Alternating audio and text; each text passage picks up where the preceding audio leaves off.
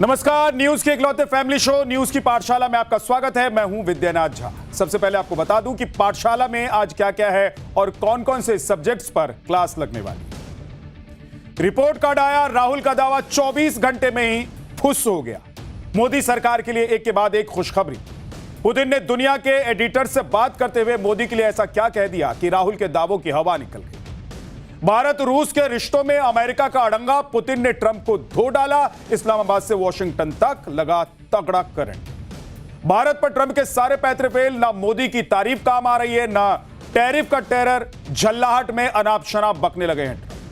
America में Trump को झटके पर झटका, ईरान से वापस बुलानी पड़ेगी सेना। सांसदों ने भी दिया धोखा, ट्रंप की पावर कम हो गई। दिल्ली वालों की मेडिकल रिपोर्ट देखकर डॉक्टर्स को पसीना क्यों आ गया। डायबिटीज और ब्लड प्रेशर के सामने सरेंडर करती राजधानी की सेहत का चैप्टर आज आपको दिखाने वाला। 14,000 पाकिस्तानी सैनिक तैनात, 1 महीने का लॉकडाउन, पीओके की आजादी का काउंटडाउन शुरू हो गया है। जंतर मंतर पर कल कैसी तैयारी, कॉकरोच जनता पार्टी को किसने दी खुली चुनौती।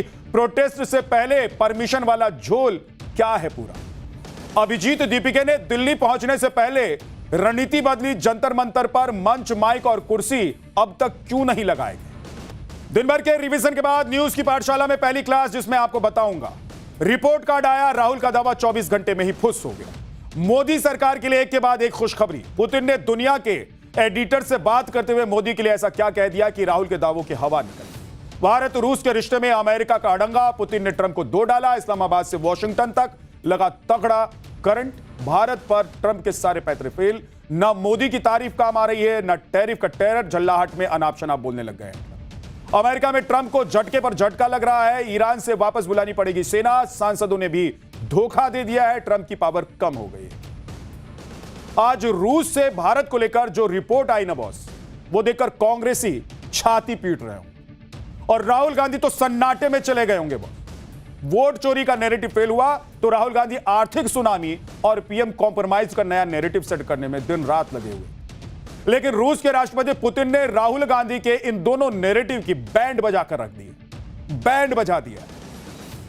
मैंने कल ही आपको बताया था ना बॉस कि राहुल गांधी एलओपी हैं, नेता प्रतिपक्ष के संवैधानिक पद पर बैठे हुए। उन्हें गंभीरता से सोच समझकर कुछ भी बोलना चाहिए, बयान देना चाहिए, नहीं तो उनकी विश्वसनीयता रह जाएगी क्या, कम नहीं हो जाएगी उनकी विश्वसनीयता। और लोग उनकी बातों का लोड लेंगे क्या, कोई लोड ही नहीं लेगा। बोले कुछ भी बोलते रहते हैं, अनाप शनाप बोलते रहते हैं, लोड क्या लेना। भाई आप नेता विपक्ष, आपको बोलने से पहले 100 बार सोचना चाहिए। वैसे भी सिखाया जाता है कि जब भी आप बोलते हैं उससे पहले 100 बार उसको सोचिए, उसको तौलिए कि आप जो बोल रहे हैं, आप जो कह रहे हैं, उसका क्या असर हो। और आप जब नेता विपक्ष हो लोकसभा में तो आप सोचिए कि कितनी गंभीरता से आपको कोई बात बोलनी चाहिए। और आज देखिए कि राहुल गांधी का एक और नैरेटिव 24 घंटे में धुआं धुआं हो, फुस हो गया, टाइम टाइम फिश। राहुल के इस नैरेटिव को शुरू हुए 24 घंटे भी नहीं बीते थे बॉस, और उधर पुतिन ने मॉस्को से उनके नैरेटिव की हवा निकाल दी। ऐसी हवा निकाली कि सन्नाटे में है, समझ में नहीं आ रहा है कि अपने देश के लिए जो हम कह रहे थे, अपने देश के पीएम के लिए जो कह रहे थे, वो कहना भी चाहिए था कि नहीं कहना चाहिए।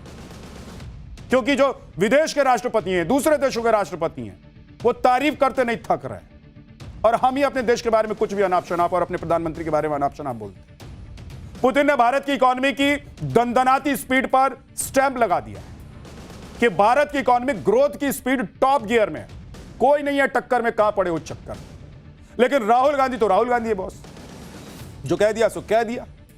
और राहुल गांधी अपने कहे से तब तक पीछे नहीं हटते हैं जब तक कि जनता की अदालत में या फिर कानून की अदालत में राहुल गांधी की छीछा लेदर ना हो जाए। जैसा राफेल घोटाले में आपने देखा क्या दावा किया राहुल गांधी ने, नोटबंदी को लेकर राहुल गांधी ने क्या दावा किया, और अब वोट चोरी वाले दावे में क्या हुआ, सब आपको बताता रहता हूं। आप कई बार सुने होंगे कि पिछले साल ही राहुल गांधी पीएम मोदी को कॉम्प्रोमाइज पीएम का रट्टा लगाए हुए थे। हर बात पर कह देते हैं कि पीएम मोदी तो कॉम्प्रोमाइज है, कॉम्प्रोमाइज है। कल तो राहुल ने यह भी तक कह दिया कि पीएम मोदी का रिमोट कंट्रोल ट्रंप के हाथ। लेकिन पुतिन ने राहुल के इस नैरेटिव की भुजिया बना दी, एकदम तट तट तट तट तर। ऐसा लग रहा है कि उधर से फायरिंग चल रही है कि आप जो नैरेटिव इंडिया में सेट करना चाह रहे हैं ना, वो हमको भी पता है कि सेट नहीं होने वाला। अब सोचिए कि रूस में बैठा हुआ एक व्यक्ति, रूस का राष्ट्रपति, हिंदुस्तान को लेकर क्या सोच रहा है, क्या देख रहा है और क्या बोल रहा है, और देश में लोकसभा के नेता विपक्ष अपने ही देश को लेकर क्या बोल जाए। पुतिन ने कह दिया कि मोदी ऐसे वैसे लीडर नहीं है भाई कि कोई उन्हें अपने दबाव में ला सकता है। मोदी वो लीडर है जो देश हित में फैसले लेते हैं। मोदी पर प्रेशर डालना बेकार की कोशिश है। ये पुतिन कह रहे हैं कि मोदी पर दबाव डाला ही नहीं जा सकता, और अगर कोई कोशिश करता है तो बेकार में अपना टाइम वेस्ट कर रहा है। ये पुतिन कह रहे हैं, बहुत सोचिए जरा। और इसके बाद कांग्रेस को जवाब अब सूझ नहीं रहा कि बोले तो क्या बोले। आज पुतिन की बातों से सिर्फ राहुल गांधी को ही झटका नहीं लगा है, बल्कि ट्रंप को भी जोर का झटका धीरे से लगा, क्योंकि ट्रंप लगातार कोशिश कर रहे हैं कि भारत और रूस से तेल खरीदना बंद कर, व्यापार घटा दे, हथियार न खरीदे। लेकिन आप देखिए कि आज पुतिन ने डंके की चोट पर कह दिया कि भारत और रूस सन 47 से दोस्त हैं। ये दोस्ती 1-2 साल की नहीं है कि कोई बीच में आकर कुछ भी बोल देगा, कह देगा तो दोस्ती खराब हो जाए। सोच रहे 47 साल, 1947 से ये दोस्ती चल रही है, और दशकों की इस दोस्ती को कोई तोड़ नहीं सकता। इसीलिए इसे ट्रंप क्या दुनिया की कोई नई ताकत नहीं तोड़ सकती। ये खुद कह रहे हैं रूस के राष्ट्रपति व्लादिमीर पुतिन। इसीलिए ट्रंप झल्लाए हुए हैं बॉस, क्योंकि भारत उनकी बात सुन नहीं रहा है, उनके दबाव में आ नहीं रहा है। मोदी सरकार वही कर रही है जो भारत के हित में है। इसीलिए ट्रंप अनाप शनाप भी बयान देने से बाज नहीं आ रहे। आप शायद ट्रंप को भी समझ नहीं आ रहा है, ट्रंप को, कि भारत से अपनी बात वो मनवाए कैसे। इसीलिए कभी मोदी की तारीफ करते हैं, कभी टैरिफ की धमकी देते हैं। आज भी ट्रंप ने एक गाल से मोदी की तारीफ की तो दूसरे गाल से टैरिफ वाला टेरर दिखाने की कोशिश की। लेकिन ट्रंप को भी समझ जाना चाहिए कि यह भारत झुकता नहीं है। भारत के प्रधानमंत्री झुकते नहीं है, 56 इंच का सीना लेकर चलते हैं। हालांकि ट्रंप का यह व्यवहार नॉर्मल नहीं है बॉस, जो दुनिया देख रही है, पूरी दुनिया कह रही है ये कैसे राष्ट्रपति है भाई, ऐसा कोई राष्ट्रपति होता है? कभी एक गाल से तारीफ और दूसरे गाल से आप धमकाएंगे, और आप सोच रहे हैं कि आपकी धमकी के आगे कोई धमक कर आपकी बात मान लेगा। 4 दिन में जिस देश को खत्म करने का ढोल पीट रहे थे, ढिंढोरा पीट रहे थे, उस देश ने आपकी नाक में दम कर दिया। अब भारत की बात करते हैं। ट्रंप एक साथ कई मोर्चे पर गिर गए। पहले देखिए कि टैरिफ वाले फैसले में अमेरिकी सुप्रीम कोर्ट से झटका लगा, और अब ईरान युद्ध वाले मामले में अमेरिकी संसद से ट्रंप को ऐसा करंट लगा है कि उनका दिमाग झन्नाया हुआ है, सन्न है। ट्रंप को अब ईरान से सेना बुलाने की नौबत आ गई है बॉस, और उनकी पावर भी कैसे कम कर दी गई है आज आपको बताने वाला। कल न्यूज की पाठशाला में ही मैंने आपको बताया था कि राफेल घोटाले के आरोप से लेकर वोट चोरी के आरोप तक राहुल के 5 नैरेटिव कैसे ध्वस्त हो गए। राहुल के इन आरोपों पर न जनता ने यकीन किया और न ही सुप्रीम कोर्ट में राहुल गांधी अपनी बातों को साबित कर पाए। फिर भी राहुल गांधी लगे हुए। ऐसा लगता है कि राहुल गांधी होमवर्क करके नहीं आए, क्योंकि अगर ऐसा होता तो राहुल बार बार एक ही जैसी गलती नहीं करते हो। अभी कल ही राहुल गांधी ने नई हवाबाजी बताई।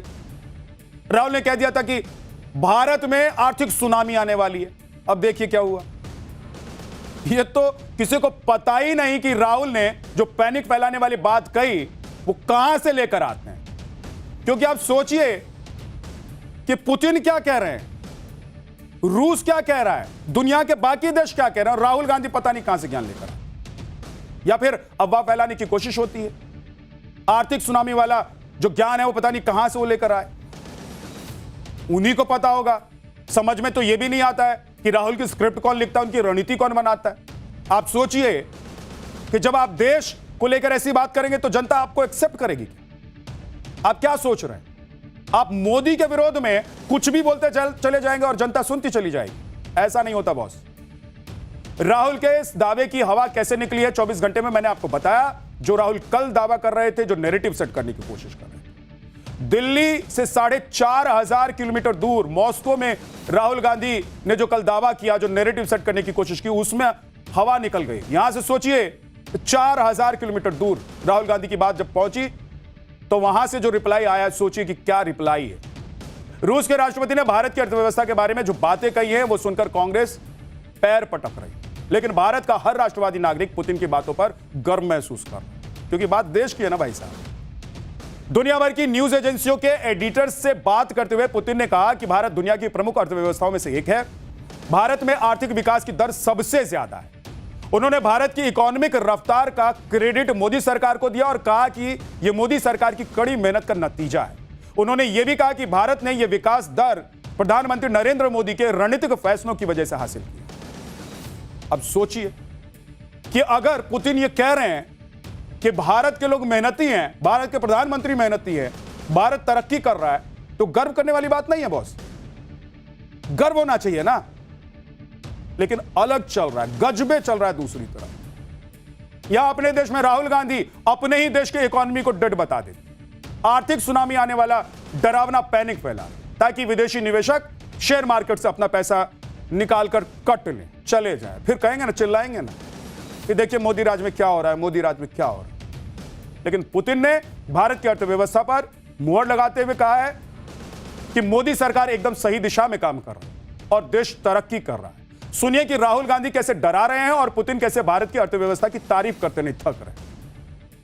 आर्थिक सुनामी आ रही है, भयंकर आर्थिक सुनामी अब आ रही है। ऐसी इकोनॉमिक क्राइसिस आएगी हिंदुस्तान में जो आपने अपने लाइफ में नहीं देखी होगी। ये हो रहा है, इसको अब कोई रोक नहीं सकता है।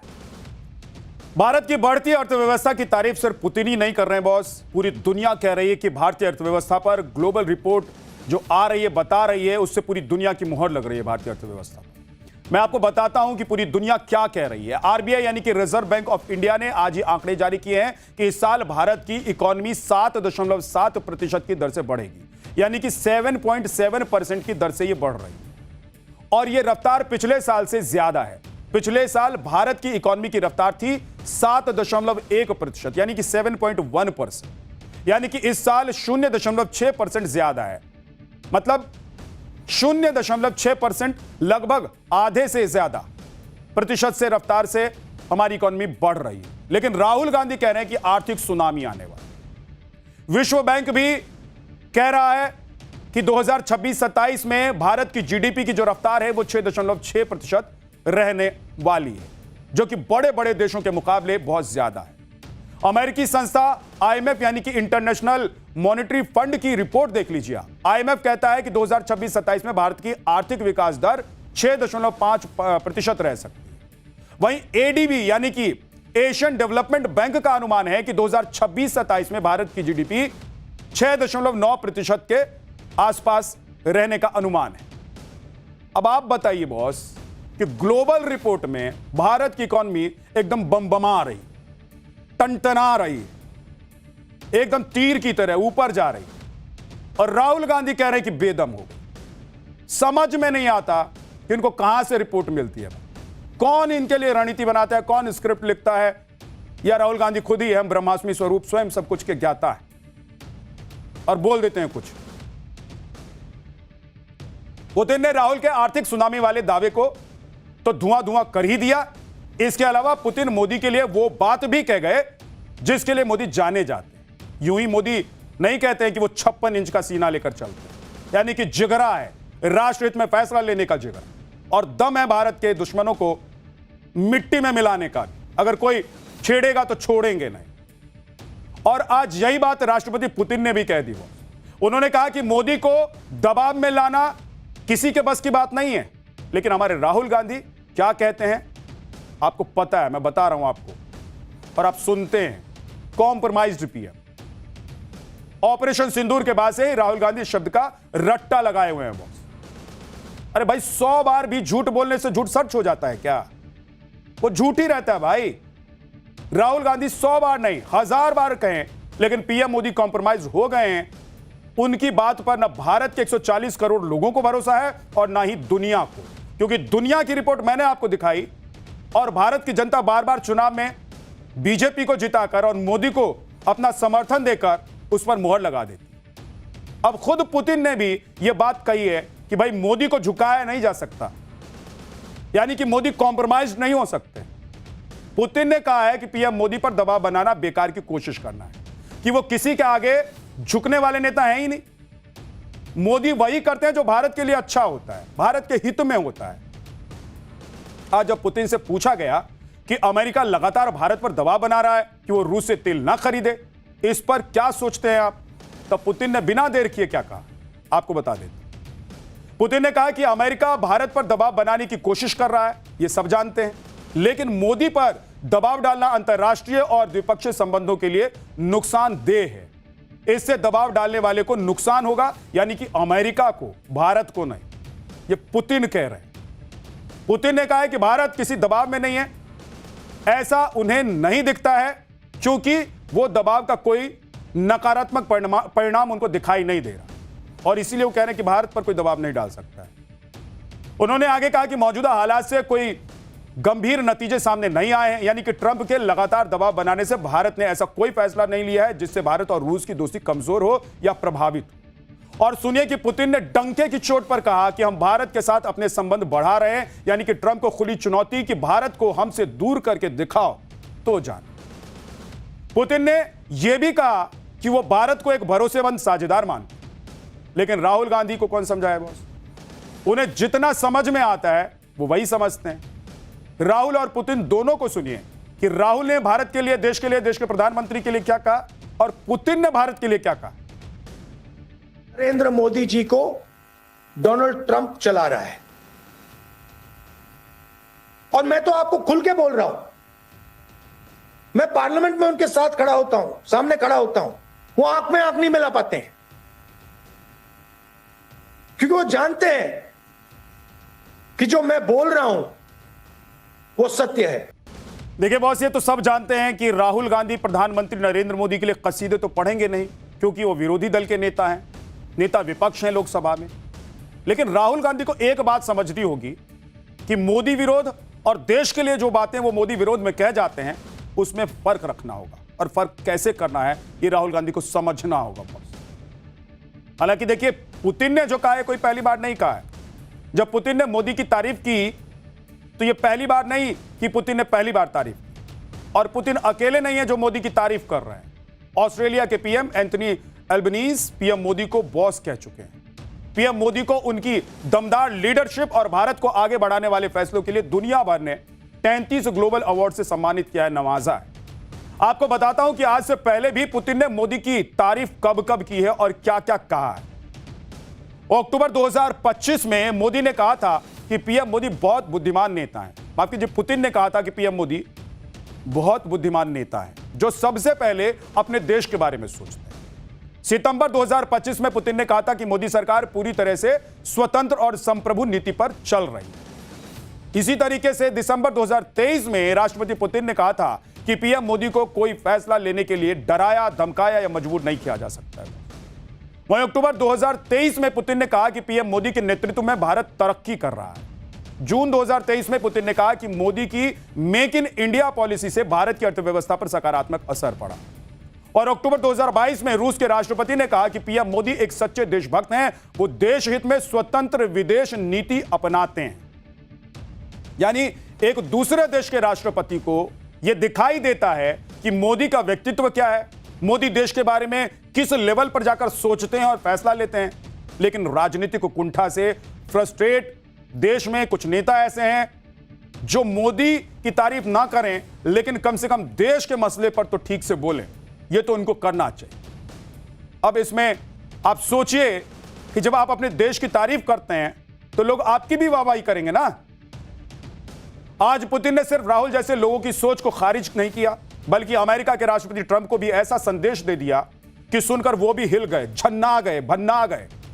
जिस तरह से ट्रंप बार बार अनाप शनाप बयान दे रहे हैं कि भारत रूस से तेल ना खरीदे, टैरिफ लगा देंगे, उनकी टैरिफ वाली धमकी पर आज पुतिन ने भी साफ साफ कह दिया कि कुछ नहीं कर सकते हैं ट्रंप, जो करना है कर लीजिए।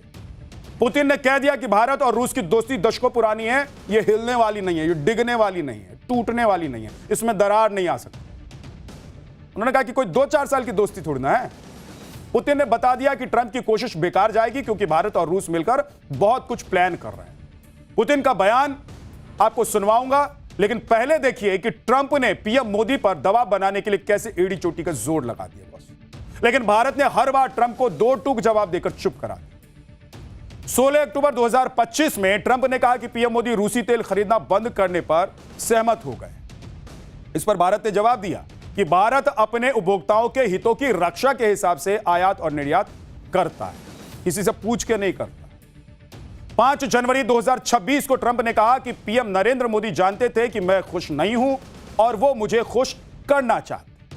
इस पर भारत का जवाब आया कि भारत का फैसला ऊर्जा सोर्स में विविधता राष्ट्रीय हित के आधार पर होता है, न कि किसी देश को खुश करने के लिए होता है। 2 फरवरी 2026 को ट्रंप ने कह दिया था कि मोदी रूस से तेल की खरीद बंद करने पर राजी हो गए, इसीलिए टैक्स 18% कर दिया गया। ट्रंप के इस बयान पर मोदी सरकार ने जवाब दिया। भारत ने कहा कि हम अपनी 1.4 अरब आबादी को सर्वोच्च प्राथमिकता देना जारी रखेंगे, और इसीलिए ट्रंप खिसियाए हुए हैं और बार बार भारत पर दबाव बनाने की कोशिश करते रहे। लेकिन सुनिए पुतिन ने कैसे ट्रंप को सीना ठोक कर कह दिया कि दोस्ती हम नहीं तोड़ेंगे। तो कुल मिलाकर बात यह समझ लीजिए बॉस कि ट्रंप खिसियाकर खंबा नोचे, भारत और रूस की दोस्ती टूटने वाली नहीं है। भारत और रूस की दोस्ती ऐसी है कि ये किसी भी हमले से, किसी भी रणनीति से, किसी भी धुतकार से, किसी भी डर से या धमकी से टूटने वाली नहीं। और आज जो खबर आई है वो सुनकर आप भी खुशी महसूस करेंगे। आज सरकार ने खुशखबरी दी कि अंडमान द्वीप समूह के 15 किलोमीटर दूर श्री विजयपुरम 3 में प्राकृतिक गैस की खोज की गई। पेट्रोलियम और प्राकृतिक गैस मंत्री हरदीप पुरी ने घोषणा की कि अंडमान द्वीप समूह के पूर्वी तट से करीब 15 किलोमीटर दूर श्री विजयपुरम 3 में प्राकृतिक गैस की खोज की गई है। उन्होंने यह भी कहा कि खोज अंडमान सागर की विशाल ऊर्जा क्षमता की पुष्टि करती है। लेकिन जैसे राहुल को भारत की तरक्की नहीं दिख रही है, और इसी तरह ट्रंप भी वही देखते हैं जो वो देखना चाहते हैं। आंख बंद करके वो सपने संजोते हैं और फिर आंख खोलकर वही बोलते हैं। उनकी लाख कोशिश नाकाम हो चुकी है। वो पीएम मोदी को अपने प्रभाव में लाने की कई बार कोशिश कर चुके हैं, लेकिन एक बार भी वो कामयाब नहीं हुए। लेकिन ट्रंप भी बहुत जिद्दी हैं बॉस, मानेंगे थोड़ी ना। ट्रंप ने एक बार फिर से भारत को टैरिफ का टेरर दिखाया, लेकिन लगे हाथ मोदी की तारीफ भी उन्होंने।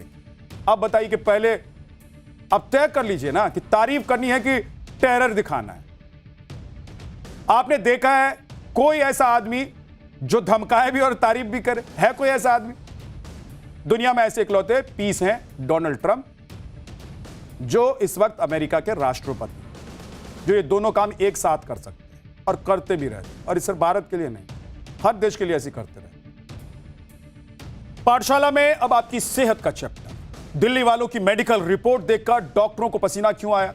डायबिटीज और ब्लड प्रेशर के सामने सरेंडर करती राजधानी की सेहत का चैप्टर क्या है, आपको दिखाने वाला हूं।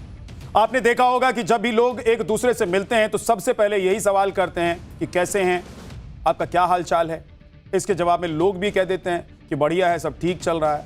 लेकिन देश के लोगों की सेहत को लेकर स्वास्थ्य मंत्रालय ने जो आंकड़े दिए हैं बॉस, उसमें यह साबित होता है कि ज्यादातर लोग झूठ बोल रहे हैं या फिर वो अपनी सेहत से अनजान है। इसमें दिल्ली वालों की मेडिकल रिपोर्ट तो बहुत ही हैरान और परेशान करने वाली है। नेशनल फैमिली हेल्थ सर्वे 6 के मुताबिक दिल्ली का हर चौथा व्यक्ति हाइपरटेंशन यानी कि हाई ब्लड प्रेशर और हर 5वां व्यक्ति डायबिटीज का शिकार है। दूसरी हैरानी की बात यह है कि ये लोग अपनी बीमारी को कंट्रोल करने के लिए दवाओं पर निर्भर हैं। सबसे चिंता की बात तो यह है कि पिछले सर्वे के मुकाबले ब्लड प्रेशर और डायबिटीज के मरीजों की संख्या बहुत तेजी से बढ़ी है। यह सर्वे रिपोर्ट हर उस व्यक्ति के लिए एक मेडिकल अलर्ट है जो अपनी सेहत के साथ लापरवाही कर रहा है, क्योंकि आगे चलकर यही लापरवाही एक बड़ा संकट खड़ा कर सकती है। आगे बढ़ने से पहले आपको नेशनल फैमिली हेल्थ सर्वे के नए आंकड़े दिखा देता हूं, ताकि आप भी अपनी सेहत को लेकर थोड़ा जागरूक हो जाएं और अपने रूटीन में थोड़ा बदलाव करके अपनी सेहत को बेहतर बना सकते हैं। इस हेल्थ सर्वे के मुताबिक दिल्ली में अब लगभग हर 5वां व्यक्ति डायबिटीज कंट्रोल करने वाली दवाओं पर निर्भर है, जबकि हर चौथा व्यक्ति ब्लड प्रेशर की दवाओं पर निर्भर है। इसमें 19% महिलाएं और करीब 22% पुरुष हैं जिनका ब्लड शुगर लेवल 140 से ज्यादा है, जबकि इसे 100 से कम होना चाहिए। इससे पहले सर्वे में यह आंकड़ा महिलाओं में करीब 12% और पुरुषों में 14%, यानी केवल कुछ सालों में ही डायबिटीज या फिर प्री डायबिटिक वाले लोगों की संख्या में करीब 50% तक का इजाफा हो गया। इसके अलावा 11% से ज्यादा पुरुषों का ब्लड शुगर लेवल 160 से ज्यादा मिला है, जबकि महिलाओं में यह आंकड़ा 10% है। मेडिकल एक्सपर्ट्स के मुताबिक यह स्थिति अगर लंबे समय तक बनी रहती है तो हृदय, किडनी और आंखों पर गंभीर प्रभाव पड़ सकता है। अब हाई ब्लड प्रेशर में मरीजों को भी देख लीजिए कि दिल्ली में करीब 21% महिलाएं और 28% पुरुष हाई ब्लड प्रेशर से पीड़ित हैं और इसे कंट्रोल करने के लिए वो दवाई खाते हैं। इस सर्वे में इन दोनों बीमारियों का सबसे बड़ा कारण बढ़ते मोटापे को बताया गया है। दिल्ली में करीब 35% पुरुष और 42% महिलाएं ज्यादा वजन या मोटापे के शिकार हैं। इसके पीछे सबसे बड़ी वजह फिजिकल एक्टिविटी जैसे वॉकिंग, वर्कआउट की कमी, जंक फूड और तनाव भरी जीवन शैली को माना गया। बॉस, एक बात मैं कहना चाहता हूं कि ये हेल्थ सर्वे मैं आपको डराने या परेशान करने के लिए नहीं दिखा रहा हूं। मेरा जो मकसद है वो ये कि आप भी अपनी सेहत के प्रति थोड़े जागरूक हो जाएं और ये पता लगा सकें कि कहीं आप भी हाई ब्लड प्रेशर या फिर डायबिटीज के चंगुल में तो नहीं फंस गए। आगे बढ़ने से पहले आपको ब्लड प्रेशर और डायबिटीज की सही रेंज के बारे में भी बता देता हूं ताकि आप चेक कर सकें कि कहीं आपको बीपी या शुगर तो नहीं है। एक स्वस्थ व्यक्ति का जो ब्लड प्रेशर है यानी कि बीपी है वो 120/80 होना चाहिए, यानी कि 120/80 होना चाहिए। इसमें ऊपर का बीपी यानी कि सिस्टोलिक 120 और नीचे का बीपी यानी कि डायस्टोलिक 80 होना चाहिए। ये रेंज उम्र के हिसाब से कुछ ऊपर नीचे हो सकती है। और इसी तरह डायबिटीज के लेवल में फास्टिंग यानी कि खाली पेट 70 से 99 होनी चाहिए और पोस्ट पेंडियल यानी कि पीपी यानी कि खाने के बाद 140 से कम होना चाहिए। अगर 3 महीने के औसतन शुगर लेवल यानी कि HbA1c टेस्ट 6% से कम होना चाहिए। इस लेवल पर आने के लिए आपको थोड़ा सा वर्कआउट करना पड़ेगा, थोड़ा सा खाने पीने में परहेज की जरूरत होगी और थोड़ा सा रूटीन में भी बदलाव करना पड़ सकता है। यह बहुत मुश्किल काम नहीं है, बस अपने माइंडसेट के बदलने की जरूरत है। आप एक बार अपने माइंडसेट को बदल लेंगे तो सब कुछ हो जाएगा, यानी कि रूटीन बनाने की जरूरत है। स्वास्थ्य को लेकर भारत के कितने लोग कितने ज्यादा लापरवाह हैं, यह भी हैरान कर देने वाली बात है। हैरान करने वाले आंकड़े हैं कि भारत के जो लोग हैं वो अपने स्वास्थ्य के प्रति कितने चिंतित हैं और वो अपने स्वास्थ्य का कितना ख्याल रखते हैं। भारत में लगभग 25 से 30 करोड़ लोगों को हाइपरटेंशन यानी कि हाई ब्लड प्रेशर है, लेकिन इनमें से केवल 12% लोगों का ब्लड प्रेशर कंट्रोल में। हैरानी की बात तो यह भी है कि करीब 55% मरीज अपनी बीपी की दवा रेगुलर नहीं लेते हैं। इनमें से करीब 21% ऐसे लोग हैं जो अपनी दवा कुछ दिन लेने के बाद उसे बंद कर देते हैं। और इसी तरह डायबिटीज के देश में करीब 10 करोड़ मरीज हैं। सबसे हैरानी की बात तो यह है कि लगभग 3 में से 1 व्यक्ति को पता ही नहीं है कि उसे डायबिटीज है। ये लोग शुरुआती लक्षण को इग्नोर कर देते हैं, उस पर ध्यान नहीं देते हैं। करीब 45 से 56% डायबिटीज मरीजों ने माना है कि वो अपनी दवा नियमित रूप से नहीं लेते। इसके अलावा 55% लोगों ने माना कि अपने खान पान में लापरवाही करते हैं। ICMR की एक रिपोर्ट के मुताबिक ज्यादातर डायबिटीज मरीज अपने खाने में हाई कार्बोहाइड्रेट डाइट जैसे कि चावल, रोटी, चीनी कम या बंद नहीं करते। अगर इस तरह की लापरवाही चलती रही बॉस, तो आपका ब्लड प्रेशर, आपका शुगर कंट्रोल कैसे रहेगा? अगर लंबे समय तक ऐसा ही चलता रहा तो आप सोचिए कि क्या क्या हो सकता है। पैरालिसिस यानी कि लकवा, हार्ट की दिक्कत, किडनी और आंखों की गंभीर समस्या से पीड़ित हो सकते हैं। डायबिटीज जैसे कि एक साइलेंट किलर की तरह निकल कर आ रहा है शहरों में। खासतौर पे अगर हम दिल्ली की बात करें तो डायबिटीज की संख्या तो ज्यादा है ही, साथ के साथ प्री डायबिटीज की संख्या उससे ज्यादा है। उनमें लोगों में कोई सिम्टम होते ही नहीं है बॉर्डर लाइन डायबिटीज में। इसके अलावा अगर इसका रूट कॉज की बात करें तो एक जैसे हम ओवरऑल मोटापे की बात करते हैं, इसके साथ साथ आपका जो बेली फैट है, पेट के सराउंडिंग जो फैट है वो काफी ज्यादा खतरनाक रहता है। इसके अलावा फैटी लिवर डिजीज जैसा दिल्ली जैसे शहरों में काफी ज्यादा बढ़ रही है, मेटाबॉलिक फैटी लिवर डिजीज, जो कि आपकी जंक फूड खाने से होता है।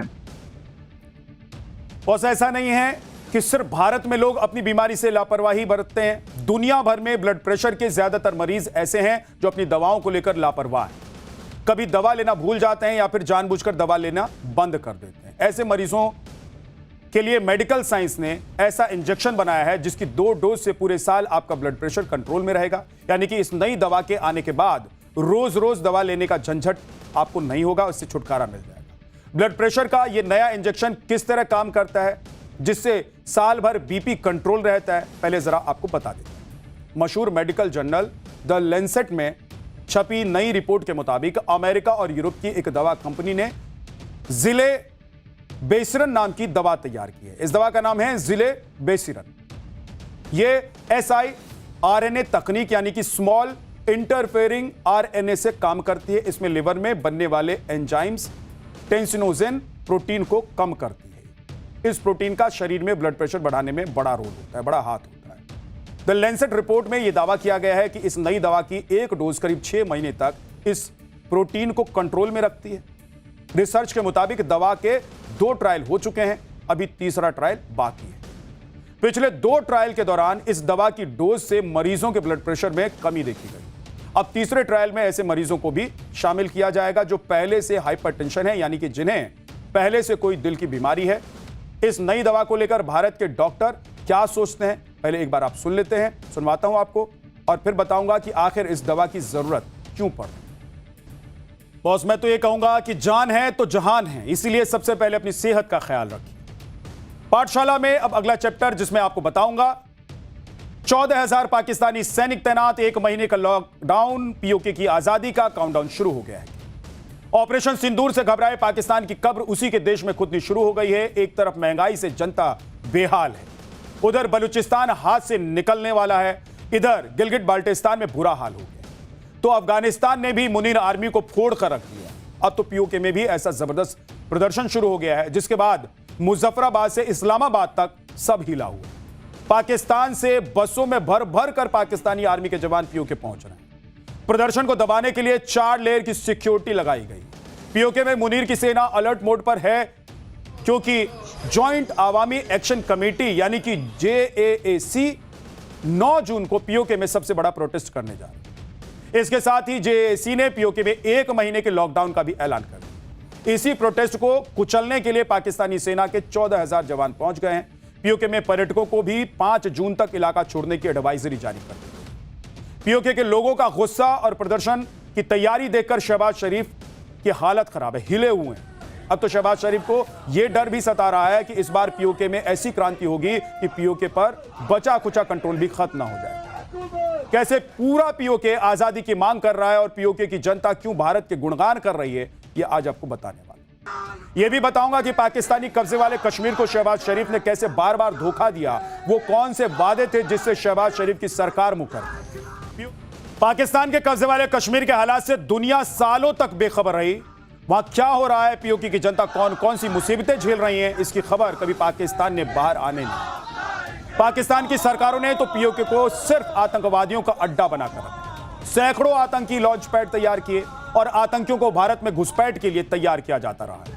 लेकिन अब वक्त बदल गया है बॉस। जिस तरह से भारत में जम्मू कश्मीर बदल रहा है, उसे देखकर अब पीओके की जनता भी अपने हक की बात करने लगी। पीओके में पिछले 3 सालों से जबरदस्त प्रदर्शन हो रहे हैं। अभी तक पीओके की जनता बुनियादी सुविधाओं की मांग कर रही थी, वही जनता अब आजादी की मांग करने लगी। पाकिस्तान कभी नहीं चाहता था कि पीओके में कोई विकास की बात करे, क्योंकि अगर विकास होगा तो लोग सवाल पूछेंगे, विरोध करेंगे और यही वजह है कि वहां की जनता को पाकिस्तान की सरकारों ने बुनियादी सुविधाओं से एकदम काट कर तरसा दिया सब कुछ। लेकिन अब पाकिस्तान के कब्जे वाले कश्मीर में भारी महंगाई, बिजली और आटे के लिए जनता सड़कों पर है। आजादी के नारे लगाए जा रहे हैं बॉस। आप देखिए कि किस तरीके से हाथ में झंडा और डंडा लेकर लोग निकल पड़े। ऐसा प्रदर्शन हो रहा है कि पाकिस्तान की सरकार हिली हुई है, क्योंकि इस बार लड़ाई आर पार की हो रही है। आप देखिए कि इस बार पीओके के नागरिक संगठनों ने संयुक्त मोर्चा बनाया है जिसका नाम रखा है Jammu Kashmir joint Awami action committee. अब JAAC ने मुजफ्फराबाद में सबसे बड़े प्रदर्शन का ऐलान कर दिया। JAAC 9 जून को पीओके में हड़ताल और चक्का जाम करेगी और इसके साथ ही अनिश्चितकाल के लिए पीओके बंद की घोषणा भी कर दी गई। साथ ही 1 महीने के कंप्लीट लॉकडाउन का भी ऐलान कर दिया गया। JAAC के अध्यक्ष शौकत नवाज मीर ने लोगों से अपील की है कि वो राशन और जरूरी सामान पहले से जमा कर लें। बंद को सफल बनाने के लिए अनाउंसमेंट किया जा रहा है, सुना आपने। गाड़ियों पर लाउड स्पीकर से प्रदर्शन में शामिल होने के लिए अपील की जा रही है।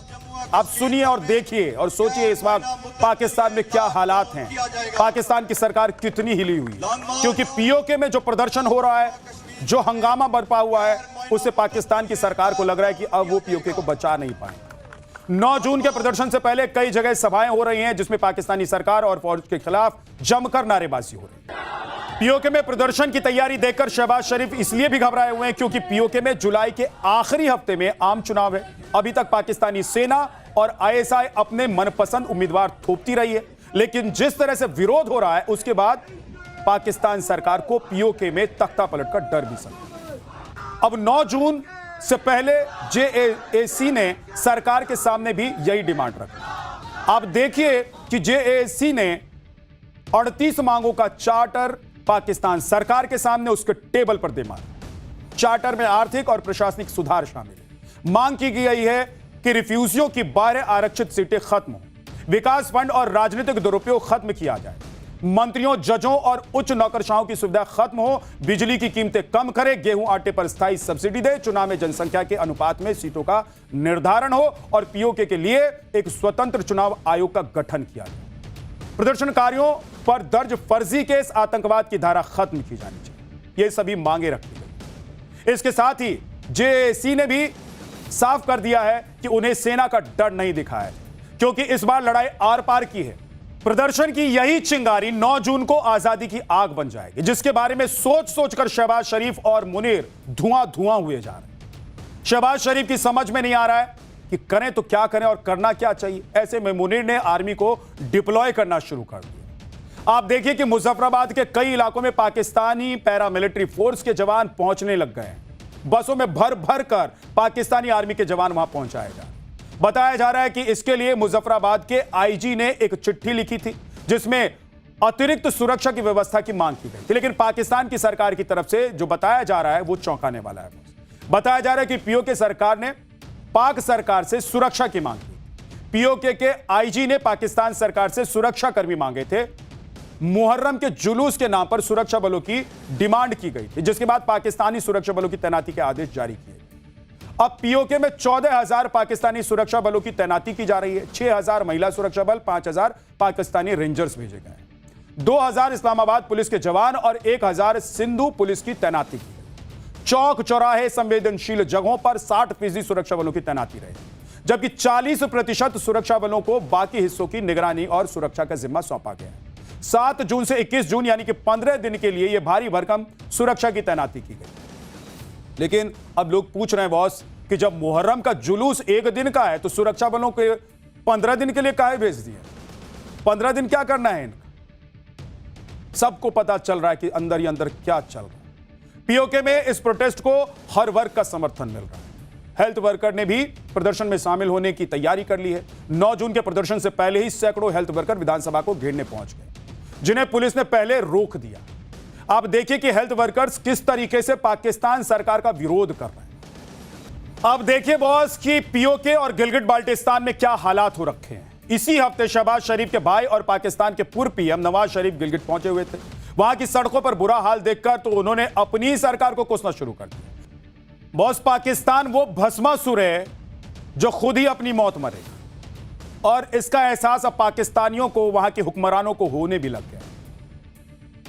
अब पाठशाला में अगला चैप्टर, जंतर मंतर पर कल कैसी तैयारी, कांग्रेस जनता पार्टी को किसने दी खुली चुनौती, प्रोटेस्ट से पहले परमिशन वाला झोल क्यों है। अभिजीत दिपके ने दिल्ली पहुंचने से पहले रणनीति बदल दी है। जंतर मंतर पर मंच, माइक और कुर्सी कब अब तक क्यों नहीं लगाए गए। नरेंद्र मोदी का विकल्प राहुल गांधी फिलहाल नहीं दिखाई दे रहे हैं। ये बात देश में हुए अलग अलग विधानसभा और लोकसभा चुनाव से कई बार साफ हो चुका है, मगर जिन्हें आज के सिस्टम पर भरोसा नहीं, वो न्यू ऑप्शन खोज रहे हैं। और संयोग देखिए कि 2 पार्टियां युवाओं का दिल जीतने के लिए मैदान में उतर। एक का नाम है कांग्रेस जनता पार्टी, जिसके इंस्टाग्राम पर 2 करोड़ से ज्यादा फॉलोअर्स हो चुके हैं, और उसके संस्थापक अभिजीत दीपिके ने कल दिल्ली में बड़ा विरोध प्रदर्शन बुलाया है। जबकि दूसरे संगठन का नाम है वी द लीडर्स। यह संगठन आज ही अस्तित्व में आया है। तमिलनाडु में कभी बीजेपी के प्रदेश अध्यक्ष की हैसियत रखने वाले अन्नामलाई ने इस नई पार्टी का ऐलान किया। कांग्रेस जनता पार्टी को कल होने वाले विरोध प्रदर्शन की अनुमति मिलेगी या नहीं मिलेगी, कितना मुश्किल है दिल्ली पुलिस की परमिशन को हासिल करना, यह एक बड़ा सवाल है। कांग्रेस जनता पार्टी कल दिल्ली के जंतर मंतर पर विरोध प्रदर्शन करेगी। यह ऐलान कांग्रेस जनता पार्टी ने पहले ही कर दिया। इसके लिए अपने फॉलोअर्स को दिल्ली पहुंचने का आह्वान भी किया जा चुका है। नीट पेपर को मुद्दा बनाते हुए कांग्रेस पार्टी ने शिक्षा मंत्री धर्मेंद्र प्रधान का इस्तीफा मांगा। इस प्रोटेस्ट के लिए सीजेपी यानी कि कांग्रेस जनता पार्टी के संस्थापक अभिजीत दिपके भी कल ही दिल्ली पहुंचने वाले। अमेरिका से दिल्ली के लिए रवाना होते ही अभिजीत दिपके ने एक्स पर लिखा, अपना भाग्य संविधान के हाथ में सौंप रहा हूं। हालांकि अपने 6 जून वाले प्लान में अभिजीत दीपिके ने थोड़ा बदलाव किया है। वो सुबह 8 बजे दिल्ली एयरपोर्ट पर लैंड करेंगे, मगर वहां लोगों को आने से मना किया है। दीपिके का कहना है कि सीधे पार्लियामेंट स्ट्रीट पुलिस स्टेशन पहुंचेंगे वो, जहां विरोध प्रदर्शन के लिए दिल्ली पुलिस से परमिशन मांगी। आपको सुनवाता हूं कि अभिजीत दीपिके ने आज क्या कहा। तो मैं सब आप लोगों से अपील करता हूँ कि मैं एयरपोर्ट से पार्लियामेंट स्ट्रीट पुलिस स्टेशन जाऊंगा, तो तब तक आप सभी लोग पार्लियामेंट स्ट्रीट पुलिस स्टेशन ही आइए, एयरपोर्ट पर मत आइए, because we don't want to create any kind of problem to the people. तो हमें इस चीज का भी ध्यान रखना है कि हमारी वजह से किसी को दिक्कत नहीं होनी चाहिए, एयरपोर्ट पर कहीं से भी किसी को दिक्कत नहीं होनी चाहिए, इसलिए हमें वहां भीड़ करने की जरूरत नहीं है। मैं खुद एयरपोर्ट से पार्लियामेंट स्ट्रीट पुलिस स्टेशन आऊंगा और फिर आप लोग भी वहीं पर आइए और फिर हम वहां से परमिशन लेकर जंतर मंतर पर अपना प्रोटेस्ट एकदम शांतिपूर्ण और एकदम कॉन्स्टिट्यूशन के अकॉर्डिंग ही करेंगे। कांग्रेस जनता पार्टी जो खुद को युवाओं की पार्टी होने का दावा कर रही है, बेरोजगारों के समर्थन में खड़ी होने का दावा कर रही है, उसके संस्थापक अब कह रहे हैं कि परमिशन लेकर धरना प्रदर्शन करेंगे। इतना कंफ्यूजन क्यों है? पहले तो कुछ और बोल रहे थे ना भाई। अब सवाल है कि कल जब सबको बुला लिए हैं तो परमिशन अभी तक क्यों नहीं लिए? क्यों लास्ट मोमेंट में आप कह रहे हैं कि परमिशन लेने के लिए जाएंगे? और परमिशन कल लेने वाले थे तो 2 दिन बाद धरना प्रदर्शन नहीं कर सकते थे? और अगर इजाजत नहीं मिली तो फिर क्या होगा? आप सोचें कि क्या होगा? ऐसी कई बातें हैं जो सोशल मीडिया पर तैर रही हैं। पहले क्या कहा और अब क्या कहा वो बताता हूं अभिजीत दिपके और कॉकरोच पार्टी ने। फिर दिल्ली पुलिस की तैयारी का जो पूरा सीन है, जो पिक्चर है, वो भी आपको दिखाऊं। सीजेपी के ऐलान के बाद अभिजीत पहली बार दिल्ली पहुंच रहे हैं, इसलिए उन्होंने लोगों को एयरपोर्ट पर बुलाया, मगर अब कह रहे हैं कि एयरपोर्ट पर मत आइए, पुलिस स्टेशन पर मिलिए। कंफ्यूजन चल रहा है। पहले उनकी पार्टी के प्रवक्ताओं ने कहा कि इस तरह के धरने के लिए परमिशन की जरूरत होती है क्या? पता नहीं कौन सा संविधान पढ़ के आए, कौन सा कानून पढ़ के आए, कौन से देश की किताब पढ़ के आए। कम से कम भारत का संविधान और कानून तो नहीं पढ़ा होगा जो ये कह रहा है कि प्रदर्शन के लिए परमिशन चाहिए क्या?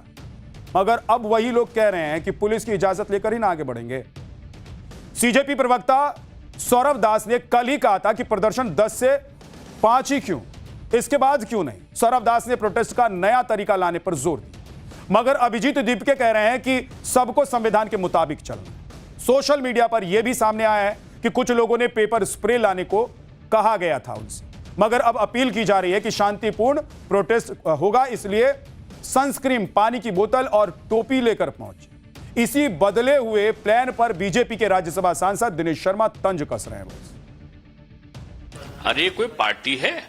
ये अवांछनीय तत्वों का एक जमावड़ा है, जो एक तरह की कोई ना नीति है, न रीत है, न सिद्धांत है। केवल भारत को अस्थिर कैसे बनाया जाए विदेशी पैसों के बल पर, उस सोच के लोगों का एक समूह है। वो क्या कहते हैं ये कोई महत्वपूर्ण नहीं है। ये जिनको कहना चाहिए ये इंटरनेट प्लेयर है, तो ये इंटरनेट प्लेयर इंटरनेट पे ही गेम खेलते रहे, वीडियो गेम खेलते रहे। शिक्षा मंत्री धर्मेंद्र प्रधान के इस्तीफे पर अड़ी कांग्रेस जनता पार्टी ने अब तक दिल्ली पुलिस से परमिशन के लिए कोई संपर्क किया ही नहीं। यहां तक कि जंतर मंतर पर लॉजिस्टिक भी नहीं दिख रहा है, मतलब कुर्सी, टेबल, माइक, साउंड सब दिखाई दे रहा है। हमने भेजा था अपने रिपोर्टर को वहां कि जरा देख के आइए क्या क्या तैयारी चल रही है। जो दिखा वो आपको दिखा रहा हूं। ऐसे में ये प्रश्न भी उठ रहा है कि इतना जोर शोर से तैयारी क्या सिर्फ इंस्टा और दूसरी साइट्स पर यानी कि सोशल मीडिया प्लेटफॉर्म के लिए थी? नियमों के मुताबिक जंतर मंतर पर प्रोटेस्ट के लिए दिल्ली पुलिस से परमिशन लेनी पड़ती है, और अगर बड़ा प्रोटेस्ट है तो करीब 1 हफ्ते पहले से ही रिक्वेस्ट की जाती है। प्रोटेस्ट लोकेशन के लिए जो फॉर्म भरा जाता है उसमें 25 से ज्यादा पॉइंट्स की अंडरटेकिंग होती है बॉस। यह बताना पड़ता है कि कितने लोग लेकर आप आने वाले हैं, 100, 200, 500 या फिर 1000, 2000 या लाख। वैसे जंतर मंतर पर एक साथ मैक्सिमम 1000 लोगों को ही शांतिपूर्ण प्रदर्शन करने की अनुमति दी जाती है।